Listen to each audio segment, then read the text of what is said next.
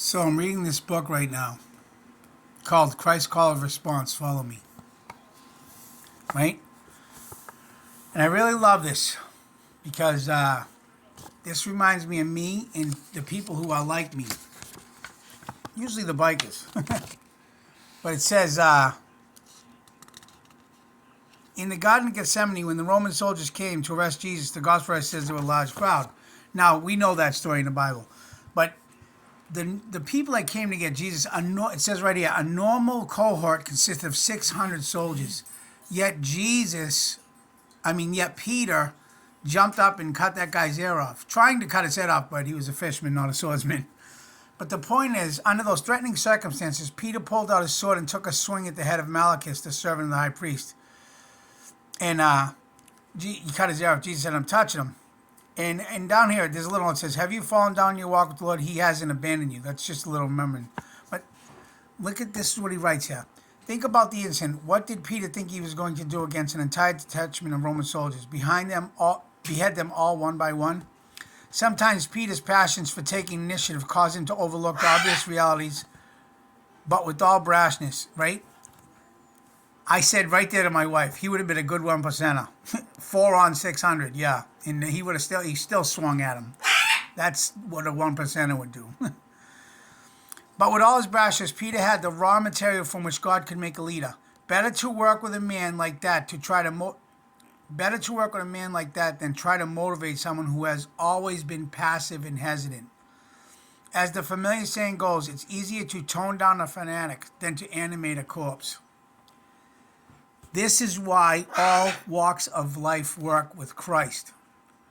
Some of us are very passive, and those people usually are the ones that are good for comforting someone, going to see someone that's sick, and they're good at the word, really, really good at the word.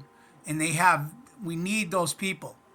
We need those people at all times, but we also need the people that are ready to roll at all times. You know, and because sometimes you gotta. God says not. You don't. God doesn't say you can't protect yourself. You know. Peter was a great leader. Peter would have been a good. I consider Peter the sergeant at arms, which is in the sergeant at arms in the 1% world is the protector, the guy who does all the fighting and stuff like that. Now I know God didn't want him fighting and stuff, but he needed people motivated like that at the time. Don't forget, there's a verse in the Bible. I don't remember what it was, but he had them sell their stuff and buy swords. So even Jesus said, pick up the sword, man. But all right, that's all. I just wanted to touch on it. I really like that. And I never heard it put this way. As the familiar saying goes, it's easier to tone down a fanatic than to animate a corpse. This fanatic's had to tone himself down. Big time. But yeah, I've always loved Peter. And this book really made me love him even more, I'm watching that show, The Chosen, and I know they're doing some wrong, I don't care.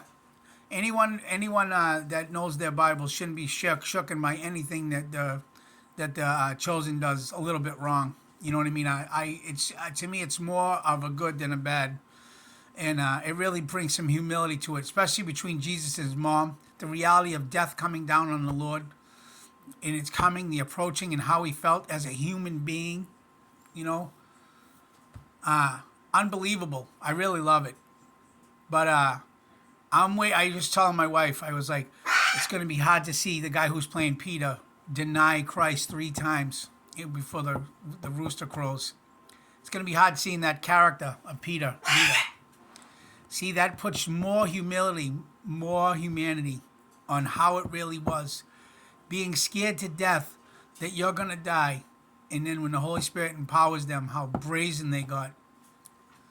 That shows you it's real, man. It shows you it's real. The Holy Spirit gives you power. Bravery. Anyway, all right.